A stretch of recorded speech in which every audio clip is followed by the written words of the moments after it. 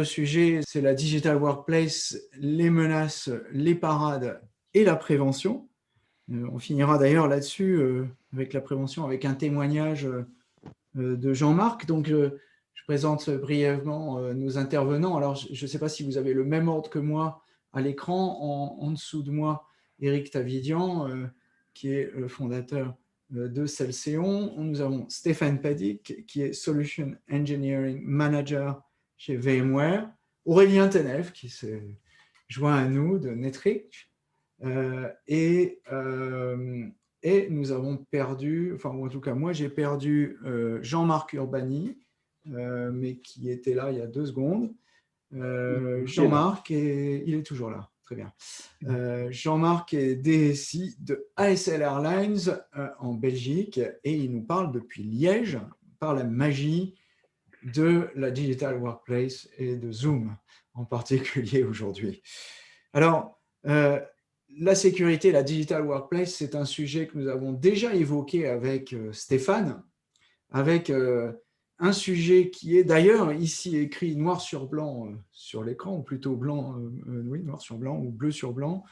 Il est où ? Il est rouge sur blanc. Zero Trust, avec un article qu'on a rédigé ensemble et un podcast que je vous invite à regarder sur visionarymarketing.com qui s'appelle Zero Trust et Digital Workplace. Peut-être que Isabelle peut nous mettre le lien. Le travail a changé radicalement. Et c'est par là qu'on voudrait commencer d'ailleurs, par ce changement radical du travail. Même avant de parler de pandémie et de la situation un peu particulière dans laquelle nous nous trouvons, et on y reviendra dans 2 secondes, c'est déjà faire en sorte que peut-être balayer un peu les menaces de sécurité classiques pré-Covid qu'on a rencontrées, que ce soit le malware, les fameux rançongiciels qui ont peut-être pris une forme un peu différente et qui ont et récemment, évolution du phishing aussi, peut-être le farming dont on parle moins d'ailleurs, mais qui est peut-être encore plus dangereux que le phishing. Et puis, la prévention de perte des données, data loss prevention. Peut-être, Eric, tu veux faire une introduction là-dessus ou Stéphane? Eric? Oui, avec plaisir. Il y a eu plusieurs phénomènes qui, en se cumulant, ont augmenté les menaces.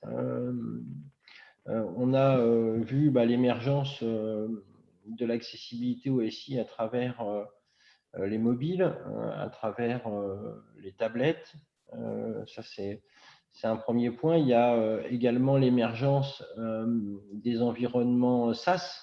Si on regarde historiquement, le poste de travail, il était fait pour travailler exclusivement à l'intérieur de l'entreprise et se connecter au SI de l'entreprise, et on protégeait à renfort de logiciels d'ancienne génération, en fait, les postes de travail pour sécuriser son SI, puisque c'est globalement le seul point d'entrée sur le SI.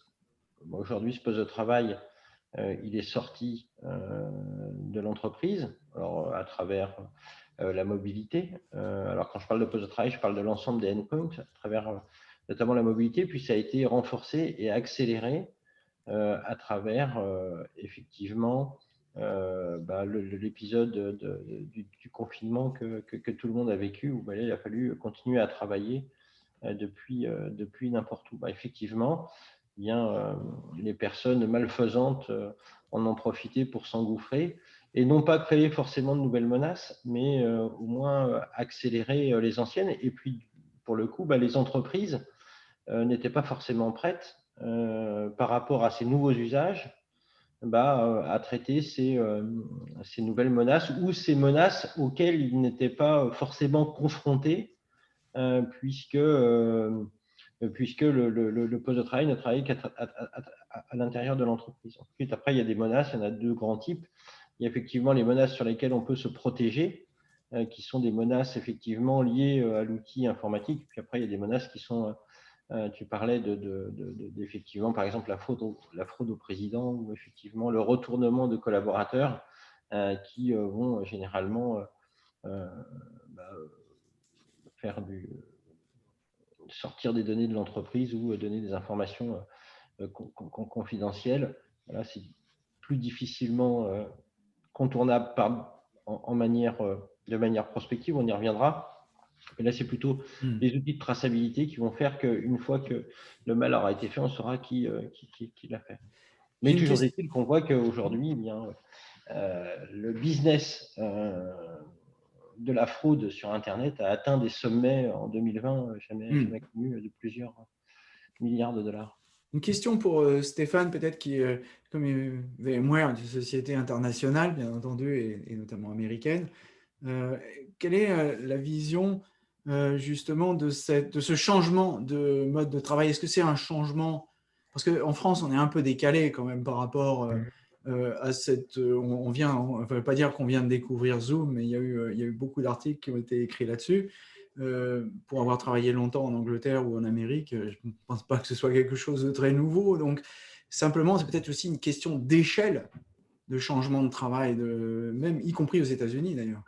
Absolument. Bon, après, je pense qu'on est tous conscients ici que les 300 derniers jours nous ont permis de rattraper le potentiel retard que nous pouvions avoir en tant que Français sur cette approche au travail et sur ce qu'on peut appeler la force de travail distribuée, qui effectivement est quelque chose d'assez classique pour les anglo-saxons et un peu plus nouveau pour nous, notamment les latins. Mais bon, je pense qu'on a rattrapé le retard par rapport à ça. Nous, notre vision, pardon, par rapport à cette nouvelle, pas forcément nouvelle, mais en tout cas par rapport à la problématique de la sécurité, c'est que finalement, on a un périmètre qui est complètement dissolu. Je m'explique. Et par plusieurs dimensions. La première dimension assez visible, on l'a tous vu depuis quelques années, c'est le fait que les applications mêmes et les données des entreprises ne sont pas nécessairement opérées et stockées à l'intérieur du périmètre de l'entreprise. On a tous maintenant entre les mains un certain nombre d'applications SaaS qui sont délivrées par des tiers, par des services providers. On a également cette tension, hein, je l'ai vu sur le nuage de mots tout à l'heure, par rapport aux besoins des utilisateurs qui demandent d'autres façons de venir consommer les services informatiques, et notamment avec la problématique du bringing your own device, mais pas uniquement. Il y a aussi ces questions de posture. Et comme on l'a vu depuis 300 jours, eh bien, effectivement, ce fait qu'on n'est même plus connecté directement sur le réseau de l'entreprise pour venir consommer ces applications, mais à l'extérieur de ce réseau et en utilisant des réseaux qui ne sont pas forcément sous contrôle de l'entreprise. En termes de périmètre des solutions, il y a également hein, cette dimension dont vous parliez, Yann, qui est vraiment cette problématique presque sociale. C'est-à-dire qu'aujourd'hui, le fait même d'être à l'intérieur du périmètre d'entreprise, hein, un peu ce mode bunker, ne nous protège pas contre les nouveaux modes d'attaque. Donc, ce que l'on voit aujourd'hui, c'est effectivement si ce n'est une mise à plat, en tout cas une énorme réflexion autour de comment finalement je vais protéger mes données et mes applications. On doit bien revenir finalement à la base de la chose. Qu'est-ce qu'on souhaite sécuriser ici? C'est vraiment tout ce patrimoine digital de l'entreprise et ce sont principalement ces données. Donc maintenant, ces données, effectivement, elles ne sont plus exposées de la même façon, ne sont plus consommées de la même façon, ne sont plus accédées de la même façon. Et effectivement, on doit tous travailler à de nouvelles approches en termes de sécurité. C'est vraiment pour moi, en tout cas, le trend et le véritable changement auquel on assiste depuis maintenant 2-3 ans. Alors j'en profite de cette petite pause pour vous inciter à poser vos questions, si vous le voulez, dans le chat.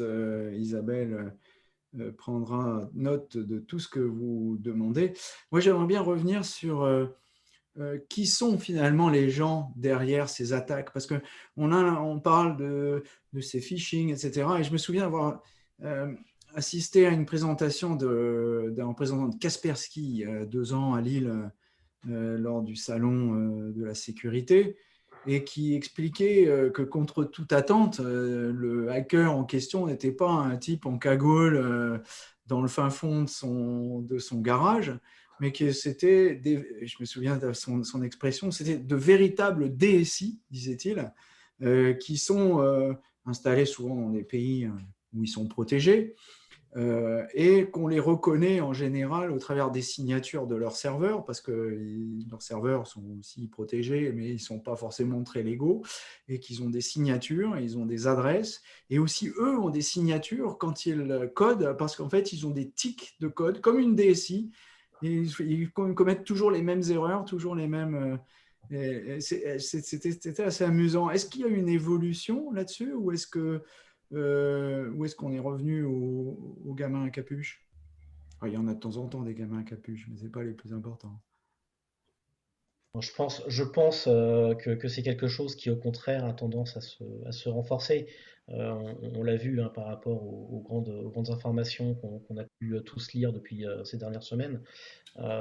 Aujourd'hui, on fait face à une délinquance organisée, comme dirait nos Mhm. ministres.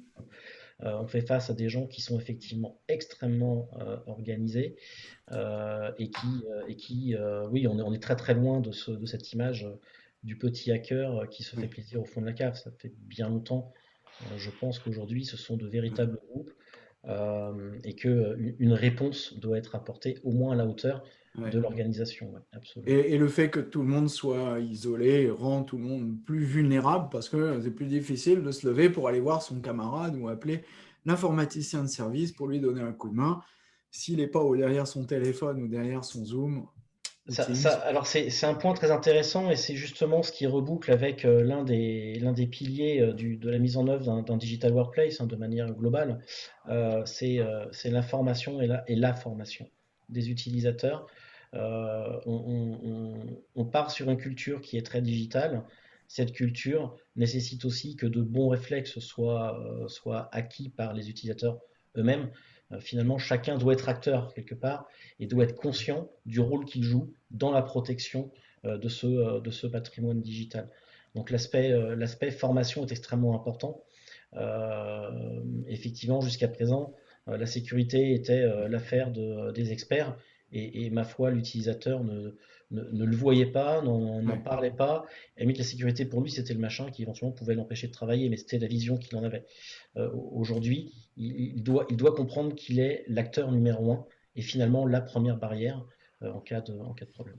Ça nous fera une belle transition pour la partie numéro 2 sur les parades, puisqu'on aura un chapitre dédié à la formation de l'utilisateur, parce que je crois justement VMware a des expériences intéressantes dans ce sujet, avec des innovations que j'aimerais bien que vous nous partagiez. Alors, avant d'arriver là, je vais passer la parole à Jean-Marc Urbani.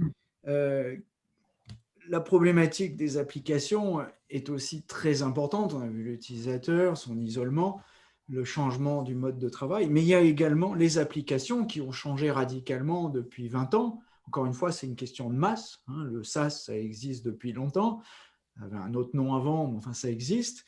Mais c'est simplement que c'est devenu véritablement majeur. Et d'ailleurs, il y a quelqu'un qui nous l'a mis dans le Menti tout à l'heure, le SaaS, dans les menaces de sécurité. Alors, comment c'est vu chez ASL Airlines? Et oui, donc le SaaS est devenu très populaire et très utilisé, puisqu'il permettait déjà une certaine sortie de l'entreprise, puisque au moyen d'un browser, il y avait moyen d'accéder sur un prestataire, chez un prestataire, via une plateforme, ou maintenant, évidemment, pour des raisons aussi de lourdeur d'infrastructure au niveau de certaines entreprises, ces plateformes ont été préférées. D'un point de vue facilité de maintenance, et probablement à l'époque, le mot sécurisation n'était peut-être pas sur les lèvres, puisque c'était presque du pain béni. Malheureusement, ben oui, ces plateformes, évidemment, sont sujettes à plusieurs menaces. Et ben, la toute première, peut-être, qui me vient en tête en fonction des fournisseurs, c'est le shutdown. Donc, c'est bien de faire confiance à un fournisseur, mais il est possible que lui-même soit attaqué, et que les serveurs s'éteignent tout simplement. Et là, évidemment, pour une société comme la nôtre, compagnie aérienne, il faut se prémunir et avoir des sécurités, puisqu'il serait difficile d'expliquer aux clients que la majorité des avions sont cloués au sol par manque d'informatique. Ça ferait vraiment une mauvaise publicité. Il y a le phishing également, puisque bon, il y a des éditeurs de logiciels de messagerie très connus qui sont les stars pour les hackers. Donc, le défi, c'est de les pirater au plus avec du phishing massif et autres types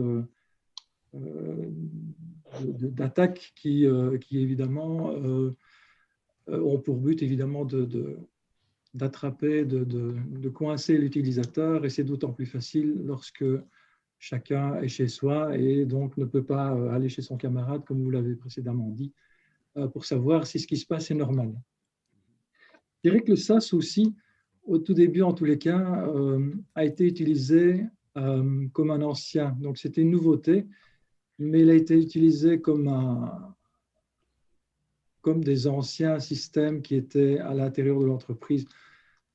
Il y a un exemple qui me vient en tête, c'est l'accès à la messagerie professionnelle à l'extérieur de la société qui était réservé à des managers, à des chefs, et probablement pas et certainement pas des employés.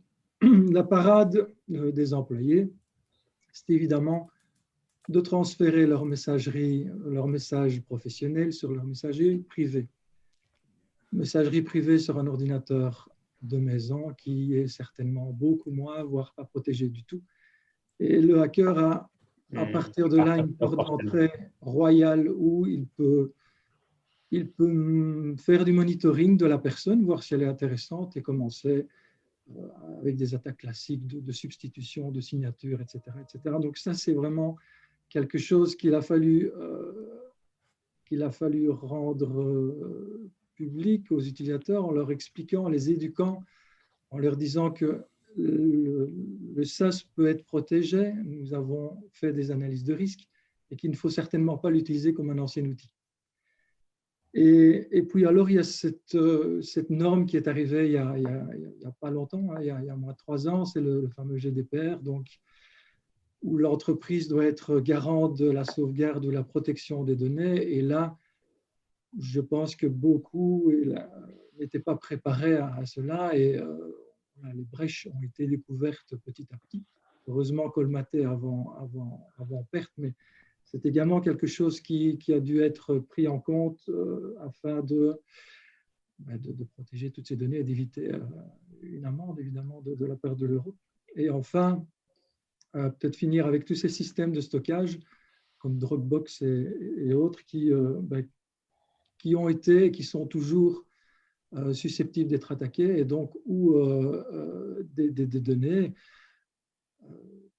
peuvent être évidemment substituées de façon parfois très, très aisée. On parlait tout à l'heure de la cagoule qui disparaît au DSI, qui est bien organisée. Oui, avec un peu d'expérience, il y a moyen d'être un gentleman, l'Arsène Lupin du hacking et de faire malheureusement de très gros dégâts. Donc oui, le SAS c'est très bien, mais le SAS, il faut analyser les risques et faire en sorte qu'il soit protégé au maximum pour éviter les mauvaises surprises.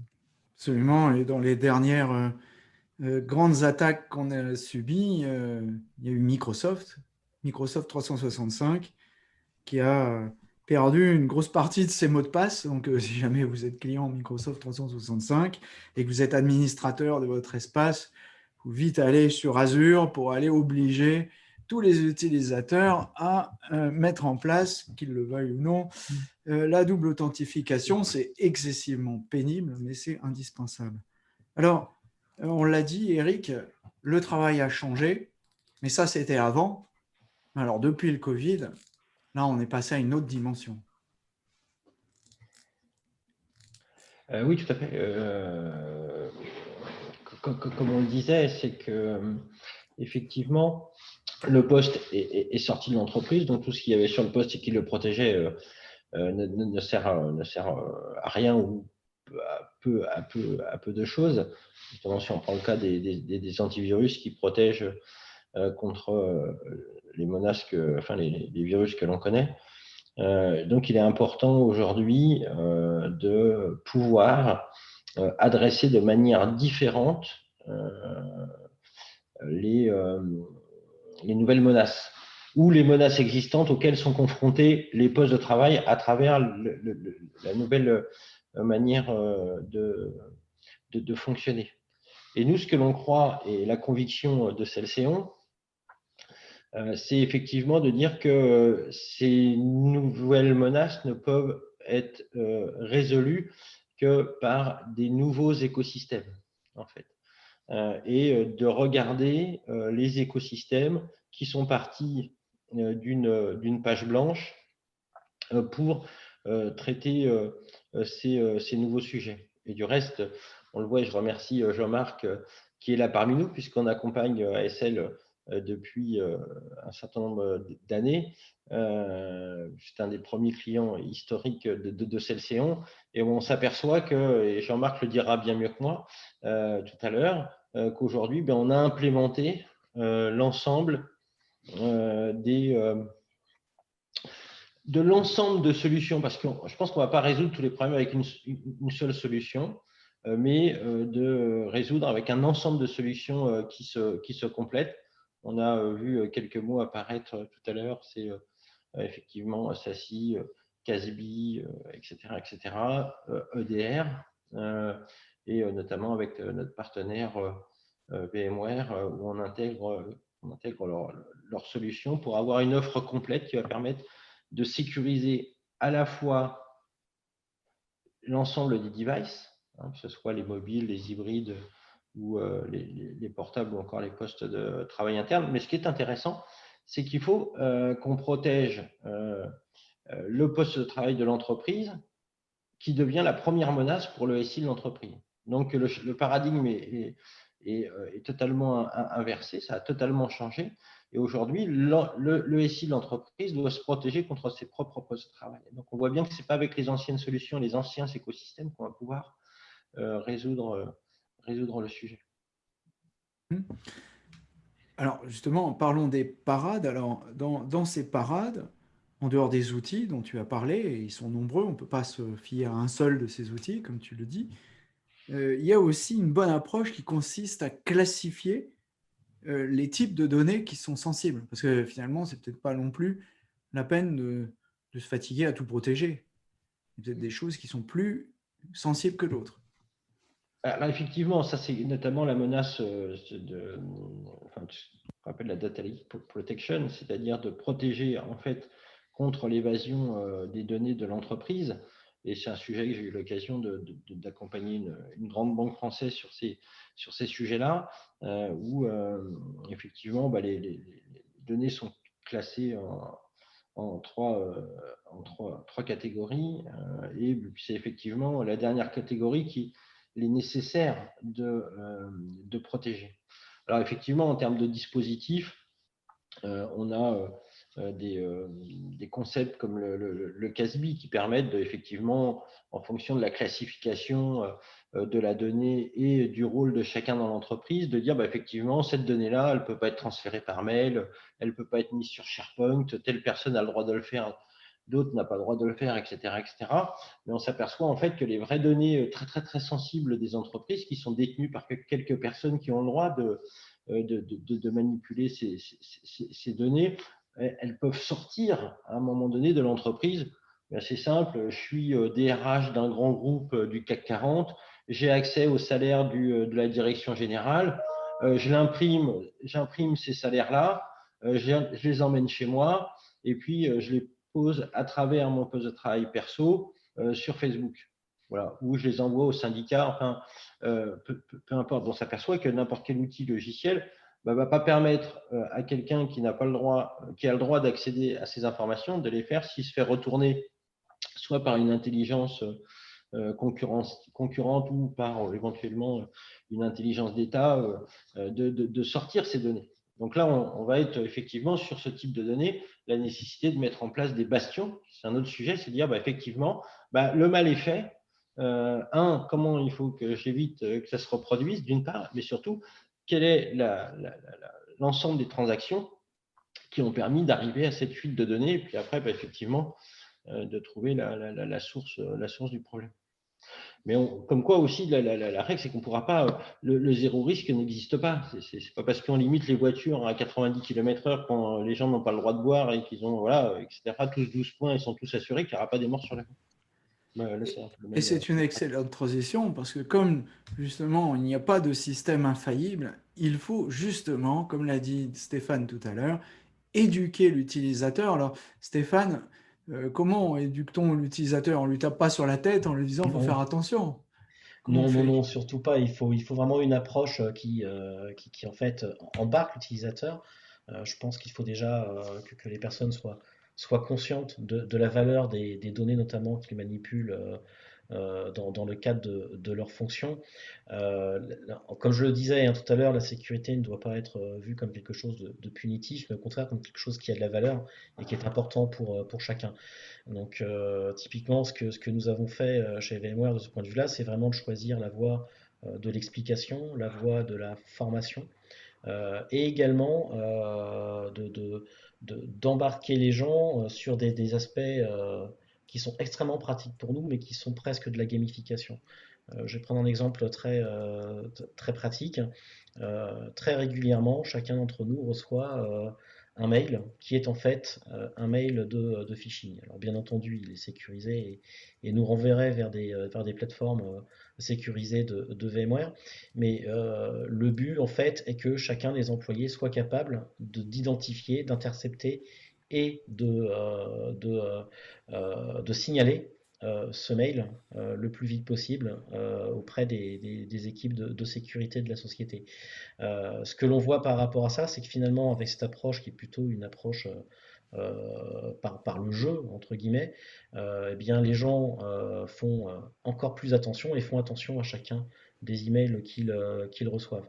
Donc on a pu comme ça obtenir à la fois une certaine sensibilisation, une certaine compréhension de la chose, et au travers du jeu, finalement, éveiller la, euh, la- comment Conscience. dirais-je, voilà, exactement, la conscience et surtout la curiosité par rapport à ça. C'est-à-dire qu'aujourd'hui, tout le monde chez nous, lorsqu'il reçoit un email, quand bien même l'expéditeur lui semble être connu, aura ce regard critique sur le contenu, se dire non, là il y a des choses qui ne sont pas normales et donc je dois faire attention et le signaler, on ne sait jamais.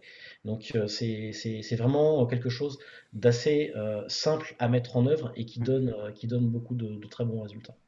Ceci étant, ça devient de plus en plus difficile parce que les fameuses DSI dont on a parlé tout à l'heure sont de plus en plus intelligents et Et de surtout, plus en plus ils difficile. ont arrêté d'écrire des mails en javanais. Ils écrivent le français à peu près correctement et on peut se faire avoir. D'ailleurs, je me suis fait avoir cet été, d'ailleurs, comme un seul homme, à un moment où j'étais un peu moins vigilant et j'ai cliqué là où il fallait pas. Hein, c'est faire attention. Hein. Ça devient de plus en plus difficile. Alors, Pierrick Chéniaud de Another Way a une question intéressante. Je lui rends la parole et je lui laisse pas poser sa question. J'ai une question à Yann. Bonjour Yann. Salut Pierrick. J'ai pas de questions, plutôt des remarques.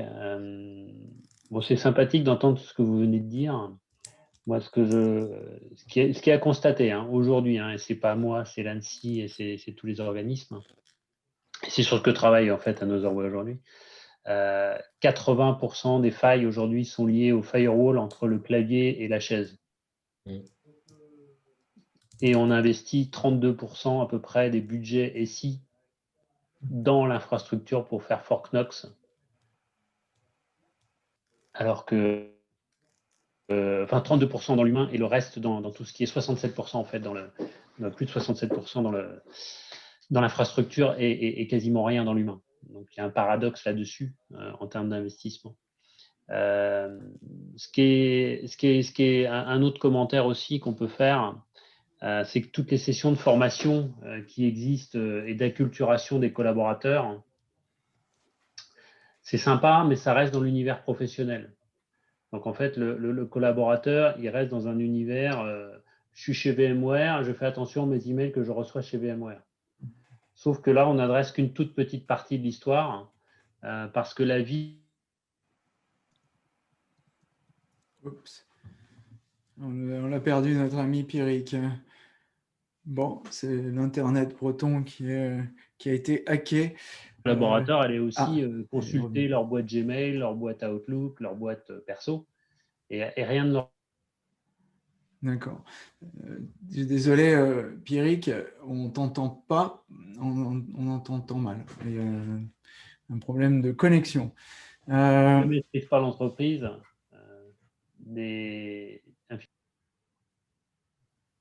Ouais. Excuse-moi, en fait, on t'entend mal, Pierrick. Peut-être qu'il faudra corriger ta connexion.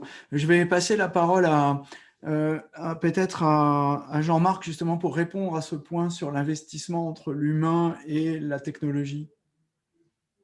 Oui, je rejoins entièrement les remarques de Pierrick qui sont vraiment justifiées. D'ailleurs, Essel a expérimenté, en tous les cas, la société précédente, avant qu'ASL ne devienne ASL en Belgique, a expérimenté l'attaque par un ransomware et grâce à nos collègues français d'ASL, nous, en Belgique, nous venions de passer sur bureau virtuel, donc sur VDI, il y a déjà quelques années de ça, je crois qu'il y a presque 4 ans maintenant. Et je dois avouer que ce fut un énorme soulagement de décentraliser complètement ces bureaux virtuels. Alors, depuis, évidemment, le personnel a été très marqué, très traumatisé, et nous avons compris que, en effet, ce pare-feu entre le clavier et l'écran était très important, et nous devions de former ces personnes avec des outils comme ils viennent d'être décrits, des faux phishing ou des gamifications, et les sensibiliser à vraiment rapporter tout ce qui est suspect. Même des choses non suspectes, mais les déclarer en tous les cas, tout ce qui est anormal. Et voilà, donc c'est ce qui nous permet jusqu'à présent de résister, entre guillemets, à ces attaques. Tout cela, évidemment, ça se passait au bureau. Évidemment, une fois que tout le monde est rentré à la maison, il y a en plus des phishing traditionnels sur le SaaS ou autre, il y a les phishing par téléphone, qui sont souvent en rapport avec le milieu professionnel. Ça, c'est aussi une nouvelle menace, en tous les cas moins contrôlée, puisqu'il n'y a plus de possibilité de parler à son voisin. Et la dernière chose, enfin, sont ces boîtes privées qui, elles, ne sont pas regardées comme une boîte, comme un courriel du boulot professionnel. Donc, nous sommes maintenant attelés à sensibiliser les personnes sur la protection en général, donc non plus des choses relatives au boulot, mais leur expliquer que leur email privé peut être volé par des hackers, mais peut également servir de première munition pour l'attaque d'une entreprise plus tard. Et ils prennent ça comment, les utilisateurs? Ils sont à l'écoute, ou ils comprennent Alors oui, nous avons déployé quelques outils de monitoring pour voir un peu pour surveiller un peu les trafics de chaque utilisateur, savoir s'il y avait des choses anormales qui se déroulaient. Voilà, plutôt que d'avoir une expédition punitive vers l'employé en disant ce que tu fais est très mal et tu vas être puni, c'est les sensibiliser en leur expliquant ce qui va ou ce qui risque de se passer en agissant de telle sorte. Donc, on parlait tout à l'heure des copies de fichiers qu'un DRH pourrait copier sur Facebook ou avec des vols de données. Il n'est pas rare de voir une personne utilisant un gestionnaire de fichiers par cloud et de faire des copies tous les jours sur son ordinateur privé ou professionnel pour être sûr que le cloud fonctionne bien au cas où il se couperait, etc. Et donc, évidemment, quand ce monitoring de personnes et d'activités voit des copies de 6, 7, 8 000 fichiers tous les soirs, évidemment, ça nous alerte. Et voilà. Je vous dis, la proposition curative, c'est de les éduquer et de leur expliquer les dangers de leur action en les responsabilisant et pas en les infantilisant, justement. Ah, de toute façon, il faut leur faire prendre conscience que leur vie numérique, elle peut être dangereuse à la fois pour l'entreprise, mais aussi à la fois pour eux. Rien n'empêche des hackers, alors pour peu qu'ils soient pas opportunistes, hein, mais un peu plus d'un calibre un peu plus évolué, et d'aller pourquoi pas rediriger tous leurs emails Gmail, parce que ça, c'est des choses qui se passent assez fréquemment. En fait, c'est prendre la main sur la boîte Gmail parce qu'on ne change pas ses mots de passe. Et ça, c'est une des premières failles. Hein. Pour info, il est difficile d'avoir 15 millions de mots de passe. Peu de gens utilisent des gestionnaires de mots de passe. Et puis, quand on a un gestionnaire de mots de passe, il faut encore sécuriser le mot de passe maître, être sûr qu'il n'a pas été faillible aussi. Et derrière, se faire pirater sa boîte Gmail, ça peut vouloir dire se faire rediriger l'ensemble de ses emails sans en avoir conscience. Et je connais une personne qui récemment s'est fait habilement subtiliser le RIB d'un serrurier, puisqu'elle avait demandé le changement de sa porte d'appartement par une porte blindée. Le serrurier avait envoyé une facture de 3 000 €. La facture de 3 000 € a été conservée, par contre le RIB a été échangé et la personne a payé 3 000 € sur un compte dans un paradis fiscal et n'a rien fait, n'a pu rien faire derrière et la banque n'a rien voulu entendre parler, quoi. Parce qu'elle était consciente de ce qu'elle faisait. Donc bilan de l'affaire, ça lui a coûté 6 000 €. Stéphane avait envie d'intervenir à nouveau. Tout à fait, je pense que effectivement, comme on le disait, l'utilisateur, par son comportement et par son awareness, comme disent les Américains, de la situation, est la première ligne de défense. Bon, fort heureusement, on a quand même d'autres lignes de défense à mettre en œuvre.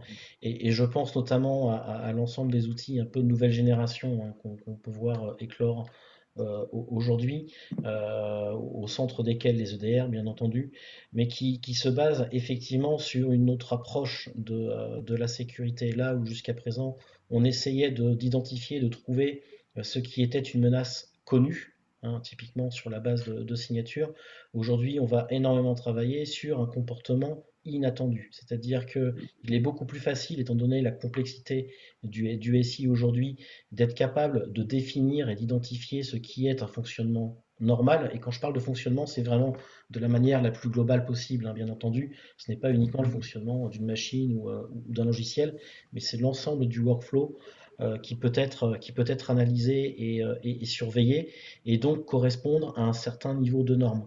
Et tout ce qui sort de cette norme est automatiquement suspect et va nécessiter un peu plus d'enquête et également déclencher un certain nombre d'opérations automatiques préventives.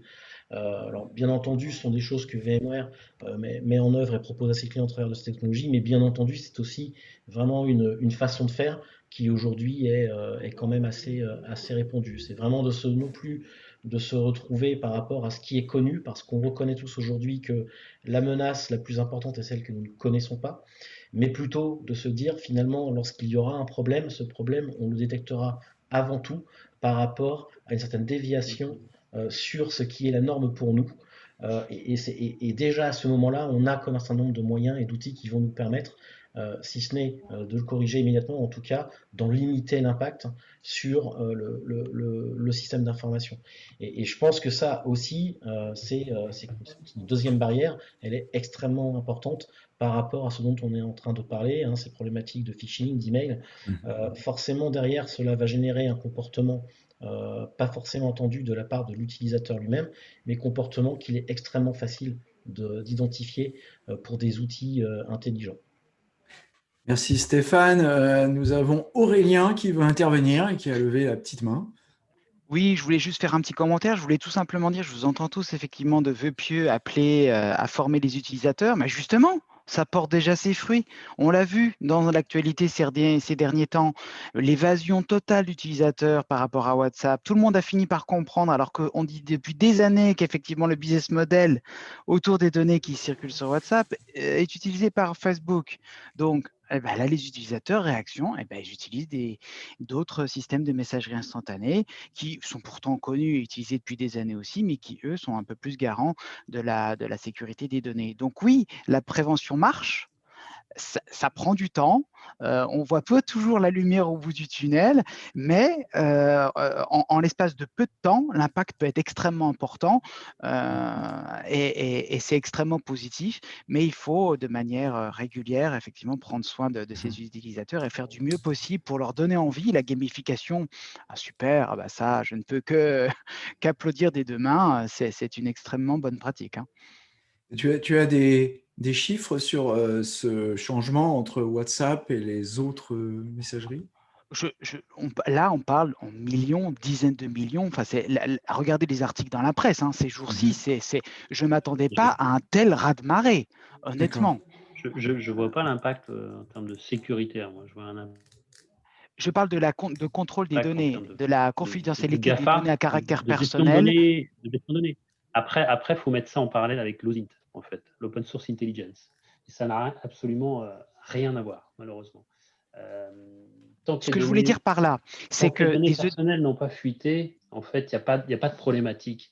Vous pouvez avoir la vie numérique que vous voulez, et ce n'est pas Yann qui va me dire le contraire. Yann a collaboré avec un des deux fondateurs d'Anotherway, hein, qui s'appelle Alban Audrejec. Yann le connaît bien. Moi, je vous invite tous à aller visionner la dernière conférence qu'a fait Alban pour l'AGE. C'est l'association des anciens de l'école de guerre économique, sur l'OSINT. Et vous verrez ce qu'est la réalité du monde des attaquants. Il faut vraiment se positionner dans la vision de comment va réagir un attaquant. Et qu'est-ce qui fait vous devenez intéressant pour lui. Et le franchement, que ça passe de WhatsApp à d'autres plateformes, c'est peut-être même plus risqué encore parce que les autres plateformes, est-ce qu'elles sont fiables? On n'en sait rien. Tu nous mettras le lien sur cette conférence? Ouais. C'est pas celle du 10 décembre, c'est ça? Ouais. Bon, mets-nous le lien parce que qu'on puisse en profiter. J'ai une question. Dans mes posts LinkedIn. D'accord. J'ai une question pardon, de Yves de Beauregard. Quel substitut à WhatsApp? Il demande si Signal est une. Ouais, Signal, c'est un parallèle à WhatsApp. Hein. Les deux plus utilisés ces jours-ci, pour ceux qui se soucient de ce sujet-là, c'est Signal et Telegram, hein. Globalement, c'est les deux qui ressortent et le plus souvent. Telegram était largement utilisé par le monde du cyberhacking et du cybercrime. Voilà. Après, J'ai un peu de mal à voir en quoi Telegram est mieux que WhatsApp, personnellement. Si vous voulez utiliser une messagerie qui est sécurisée à titre professionnel, à ce moment, on a utilisé un produit français qui s'appelle Olvid. Comment tu dis? Olvid. Olvid. OLVID. D'accord. Ok. Bon, bah, on va l'essayer. Et puis, si vous voulez en savoir plus sur comment accompagner le collaborateur au-delà de l'éducation, regardez Ma Santé Numérique. Suivez-moi sur LinkedIn. Vous en apprendrez. Mets-nous les liens dans le chat pour que tout le monde puisse en profiter. Alors, je vais revenir sur le cours de la discussion, puisqu'on est toujours dans les temps, donc c'est bien, il est 14h46. On va évoquer avec Jean-Marc une solution innovante. Il faut que je ne me trompe pas sur l'acronyme d'ailleurs. Je l'avais il y a 2 secondes. Secure Access Service Edge, c'est-à-dire SASE. Ça se prononce SASE. Ce n'est pas l'enveloppe auto-adressée. Parce qu'en anglais, ça veut dire Self-Addressed Envelope. Enfin bon, peu importe. Donc, c'est une autre façon de concevoir la sécurité. Ça, c'est quelque chose que vous avez mis en œuvre chez ASL. Oui, donc ASL, c'est un groupe européen principalement avec quelques entités à l'extérieur de l'Europe, mais donc des petites compagnies aériennes cargo passagers qui échangent plusieurs données. Et quand la Belgique a intégré le groupe ASL, il y avait une série évidemment de connexions réseau et de firewall. Donc, il y avait deux systèmes, en fait, un pour fournir les données, l'autre pour sécuriser les données. Et le DSI, M. De Biasio, a trouvé cette nouvelle technologie qui est un SASI. En l'occurrence,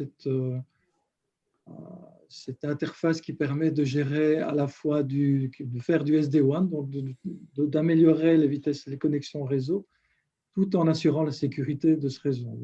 Nous avons parlé de sécurisation, d'abandon de sécurisation, enfin peut-être pas d'abandon, mais en tous les cas de mise en veille de la protection du bureau de travail physique et plutôt de sécuriser les réseaux et donc le cloud avec cette cloudification. Et donc, nous avons décidé d'implémenter cet outil innovant qui gère les deux, en fait, et le réseau et sa sécurité, plus facile à gérer, beaucoup plus facile à déployer, avec des résultats qui, jusqu'à présent, sont assez satisfaisants et nous satisfont tous, qui nous permettent également d'échanger donc toutes ces données entre compagnies aériennes facilement.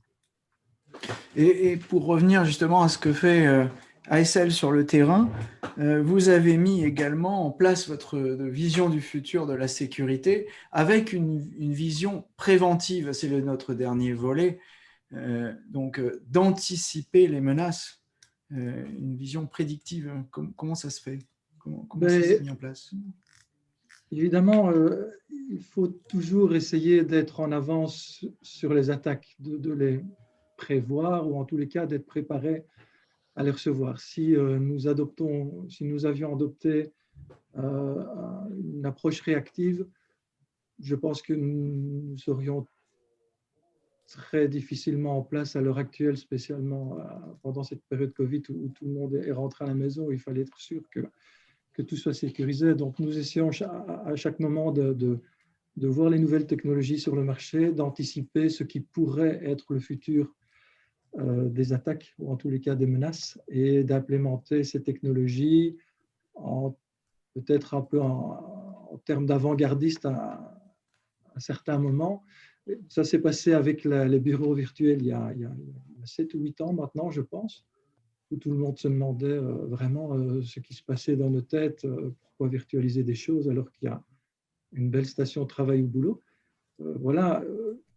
Regarder différemment, et puis évidemment cette prolifération de VDI s'est déposée sur toutes les devices, le BYOD, où tout le monde utilise un bureau sur n'importe quelle plateforme. Et ça, c'est même victime d'un succès, puisque les surcharges ont été importantes à un certain moment, puisqu'un utilisateur n'est plus attaché à un poste de travail, mais à plusieurs. Et donc, l'avant-gardisme, c'est vraiment de combattre ces attaques ou ces potentielles attaques. Nous avons développé un SOC, donc un Security Operation Center, qui monitore notre réseau en permanence et qui nous signale toute anomalie ou tout comportement inhabituel de réseau ou de trafic. Et en plus de ça, évidemment, nous avons, grâce aux outils qui sont fournis sur le marché, utiliser cette intelligence artificielle ou deep learning, appelez-le comme vous voulez, qui permet, grâce à des algorithmes, d'estimer que certaines actions sont anormales, ou en tous les cas sont considérées comme différentes de l'habituel et méritent une attention particulière à bloquer ou à laisser passer en fonction de la nature de cette pseudo ou cette reconnue attaque. Donc voilà, c'est grâce à ce genre de choses que tout d'abord, nous sommes toujours debout, je dirais. Et il faut préciser d'ailleurs à ce sujet, on a peut-être dû commencer par là, pour ceux qui ne vous connaissent pas, que ASL Airlines n'est pas comme les autres compagnies aériennes, parce que vous faites beaucoup de cargo. Alors oui, donc en fait, le Covid, pour la majorité des compagnies aériennes passagères, c'était une activité évidemment en stand-by, alors que nous, basé à Liège. Donc Liège a été reconnu comme l'aéroport de logistique européen pour le Covid, également pour les aides humanitaires. Il faut savoir que cet aéroport qui était principalement actif la nuit pour du cargo est devenu hyper actif et a battu même le record de tonnage en Europe, puisqu'ils avons transporté à peu près 1 million de tonnes en 2020. Donc, il est devenu très populaire et donc le Covid nous a fait travailler beaucoup plus que la normale et aucun employé n'est resté chez lui en chômage économique. Donc, tout le monde a travaillé fortement, tout en étant évidemment décentralisé, puisque il y a à peu près 20% des employés qui sont sur site et ce sont des employés opérationnels. Donc, voilà un peu le contexte. Donc, ce sont des outils qui nous ont fortement aidés. Croyez-moi que quand une entreprise peut dire à tous ses employés qu'après une demi-heure de meeting, tout le monde peut rentrer à la maison et continuer de travailler chez eux, c'est quand même, ouais, j'en suis très fier en tous les cas, l'équipe en est très fière. C'est très bien, ça c'était la première partie. La deuxième partie, c'est que maintenant, il faut assurer la protection de ces personnes, la protection des données d'entreprise et il faut maintenant, en permanence, en tous les cas, se focaliser sur ces outils de monitoring et être sûr que le réseau est sécurisé et que les employés, malgré l'éducation, puisque maintenant, évidemment, c'est plus difficile de les sensibiliser sur place, mais restent constamment vigilants sur les attaques potentielles qu'ils pourraient subir. Alors, toute cette dernière partie de la prévention, on peut aussi, puisqu'on est en train de prévoir l'avenir, parler des nouvelles formes de menaces dont il faudra se protéger. Alors, je vois Pierrick me parle d'IA. Justement, l'IA est une des nouvelles menaces. Peut-être je vais donner la parole à Stéphane là-dessus. Il y a aussi ce qu'on appelle les équipes organisées, hein, on a déjà un peu évoqué, hein, en SOC, Security Operations Centers. Alors, peut-être Stéphane. Oui, tout à fait. Et en fait, je reviens sur un point qui a été mentionné tout à l'heure. Pour le coup, l'un des intérêts en termes de sécurité des solutions SaaS, c'est qu'en fait, la massification et le nombre de clients nécessitent que les opérateurs de ces services mettent en œuvre des principes de sécurité que tout à chacun n'est pas forcément à même de pouvoir s'offrir. Donc c'est aussi le bon côté de la chose en termes de sécurité. Alors le mauvais côté étant qu'effectivement, s'il y a une attaque majeure, la massification fait que l'impact est plus important. D'un autre côté, la massification fait qu'on est capable de mettre en place des moyens de sécurité probablement beaucoup plus efficaces. Et comme on en parlait tout à l'heure, effectivement, aujourd'hui, c'est vraiment la façon dont on considère la sécurité et la détection d'un problème. Tout est lié sur l'analyse comportementale. Et quand je parle d'analyse comportementale, on ne parle pas uniquement des utilisateurs, on parle finalement d'un ensemble de faisceaux d'informations qui nous sont rendus disponibles par l'utilisateur, par le endpoint qu'il va utiliser au moment où il va consommer son application, par le réseau, par l'application elle-même. Et c'est finalement la mise en cohérence de l'ensemble de ces signaux qui nous permettent, au travers des IA, de définir une éventuelle anomalie. Donc effectivement, étant donné la masse d'informations, le nombre d'applications, le nombre d'utilisateurs, c'est forcément en s'appuyant sur ces technologies qu'on va être capable aujourd'hui d'adresser ces problématiques de sécurité. Et notamment au travers des SaaS et des équipes SOC, hein, des NOC et des SOC, où finalement ce sont des experts aussi bien du point de vue de la sécurité, mais également de la gestion du réseau et des applications qui, mises en commun, vont être capables d'apporter la réponse la plus rapide possible. Merci Stéphane. Donc on a parlé de SASI, on a parlé de Zero Trust, là on a parlé de SOC, et on n'a pas encore parlé de CASB. Et pour cela, je pense que Eric est bien placé. Il a disparu, non, il est toujours là. Eric, oui, il est toujours là. Oui, le CASB, c'est un sujet qu'on adresse maintenant depuis 3 ans, depuis le démarrage de cette session quasiment, puisque avec l'émergence de la SaaSisation des applications et autres plateformes, Office 365, etc., sécuriser des accès externes en étant à l'intérieur de l'entreprise, ça paraissait un peu complexe un peu impossible.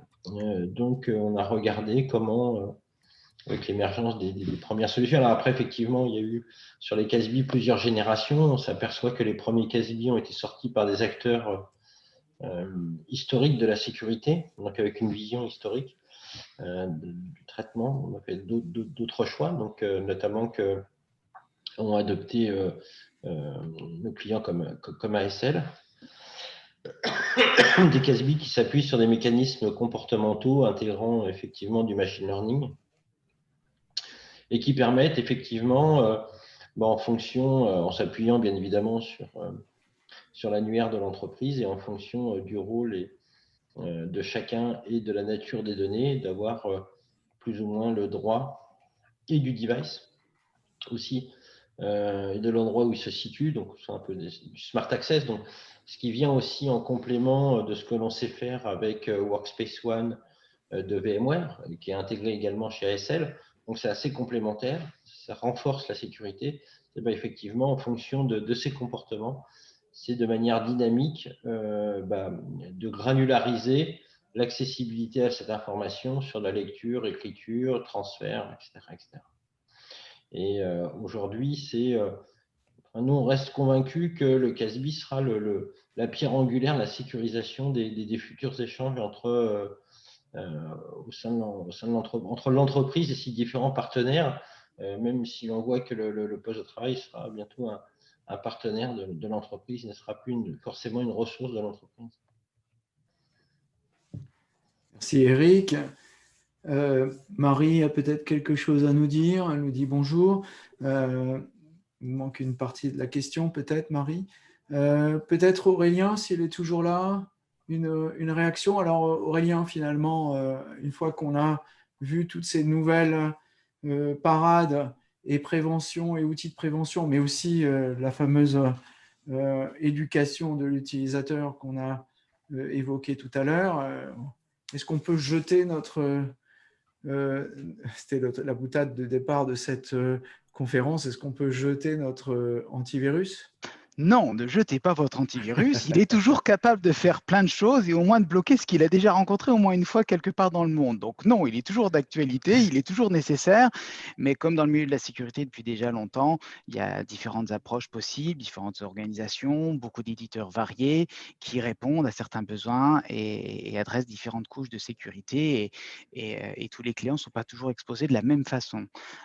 Donc non, il ne faut pas le jeter, il faut le conserver, mais le compléter avec d'autres approches, et c'est bien le rôle des intégrateurs et des partenaires de proximité qui prennent soin donc des clients, comme celle-ci pour le coup.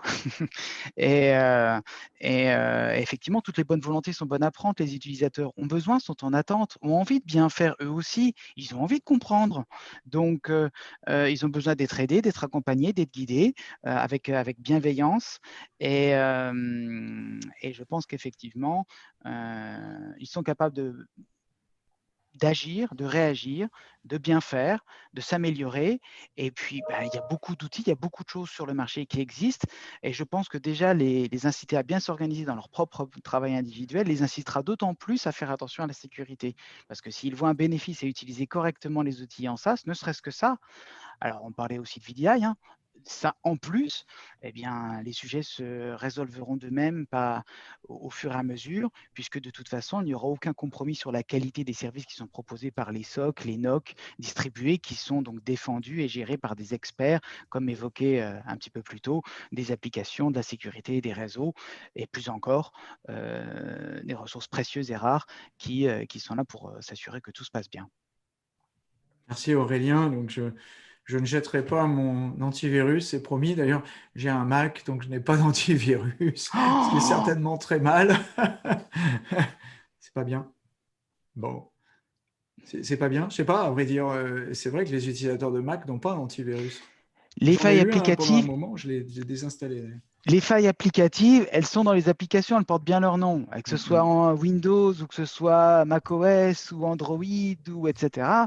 Tous les systèmes sont concernés à des degrés certes variés et les mises à jour sont absolument nécessaires. C'est une première chose, mais ça ne suffit pas pour se protéger face à des attaques sophistiquées inconnus en particulier. Et ton Mac, hein, eh ben, il est exposé, effectivement, comme les autres. Ok, donc parfait. Bah, je vais lui mettre un cadenas, c'est promis. En attendant, en attendant que j'aille acheter vite un antivirus et que je mette tout ce qu'il faut pour protéger mon Mac, je vous invite à télécharger le livre blanc, oui, que j'ai envoyé par erreur à Marie, mais c'était une erreur, excusez-moi. Je voulais l'envoyer à tout le monde. Le livre blanc de Celséon sur l'IT du futur aujourd'hui. Et Marie a la gentillesse de nous... Isabelle nous a même envoyé le lien pour télécharger les trois volumes. Mais si vous cliquez sur le lien que je vous ai donné, vous pouvez télécharger le numéro 1 directement. Et Marie, alors que je retrouve son message, parce qu'elle me l'a envoyé. En fait, j'ai appris que vous n'aviez pas la possibilité d'envoyer des messages à tout le monde. Pour compléter le sujet WhatsApp, Marie nous envoie un lien vers une autre conférence de la EGE. Pouvez-vous faire confiance à WhatsApp, Telegram et Signal? J'ai comme un petit doute quand même pour Telegram. Hein, je ne sais pas, mais c'est pas. Bon. Peut-être certaines appartenances ici qui sont un peu discutables. Il est 15h04. Nous sommes donc à l'heure plus quelques minutes. Il ne me reste plus qu'à vous remercier. Peut-être un mot de la fin, Eric? Merci de votre présence. Je pense qu'on va relayer, parce qu'il y a des choses intéressantes qui ont été dites.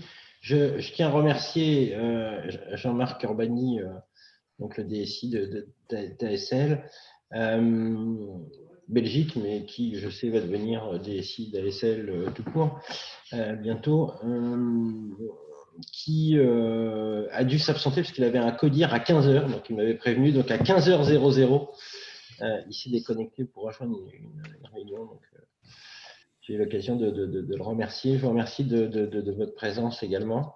Juste une petite dernière question de Yves de Bourgard qui rebondit sur ma remarque sur les Mac et il dit bonne question sur les Mac, quel est l'antivirus que vous conseillez?